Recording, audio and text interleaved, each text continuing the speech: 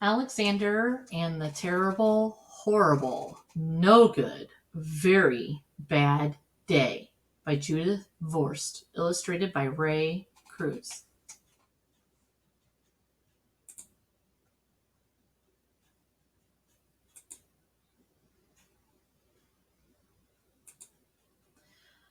I went to sleep with my gum in my mouth, and now there's gum in my hair. And when I got out of bed this morning, I tripped on the skateboard, and by mistake, I dropped my sweater in the sink while the water was running. And I can tell it was going to be a terrible, horrible, no good, very bad day. At breakfast, Anthony found a Corvette Stingray car kit in his breakfast cereal box, and Nick found a junior undercover agent code ring in his breakfast cereal box.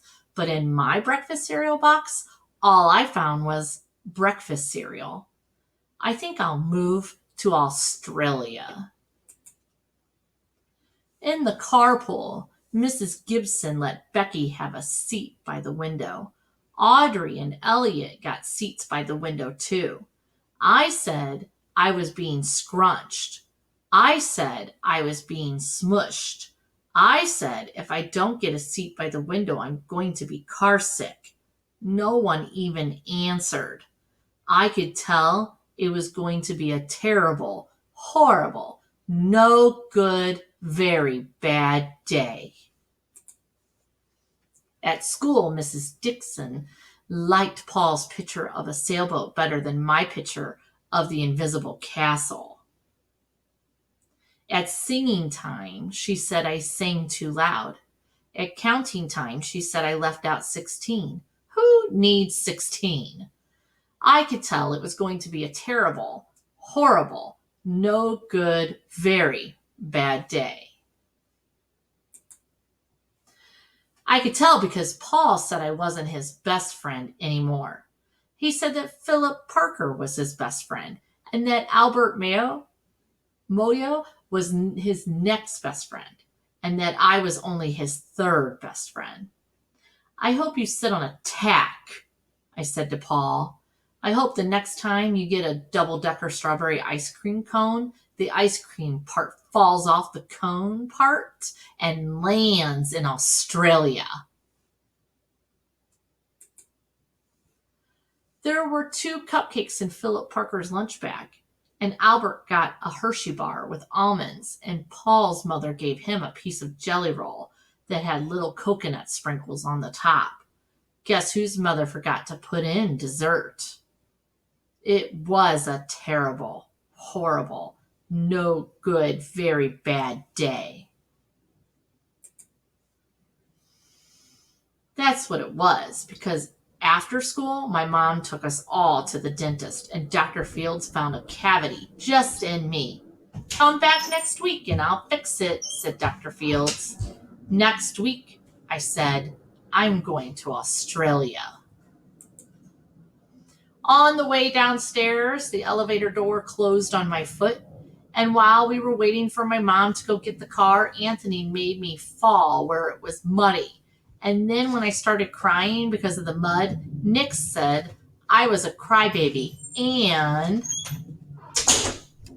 while I was punching Nick for saying crybaby, my mom came back with the car and scolded me for being muddy and fighting. I am having a terrible, horrible, no good, very bad day. I told everybody. No one even answered. So then we went to the shoe store to buy some sneakers. Anthony chose white ones with blue stripes. Nick chose red ones with white stripes. I chose blue ones with red stripes, but then the shoe man said, we're all sold out. They made me buy plain old white ones, but they can't make me wear them. When we picked up my dad at the office, he said I couldn't play with his copying machine, but I forgot. He also said to watch out for the books on his desk, and I was careful as could be, except for my elbow. He also said don't fool around with his phone, but I think I called Australia. My dad said please don't pick him up anymore. It was a terrible, horrible, no good, very bad day. There were lima beans for dinner, and I hate limas. There was kissing on TV, and I hate kissing. My bath was too hot. I got soap in my eyes. My marble went down the drain, and I had to wear my railroad train pajamas. I hate my railroad train pajamas.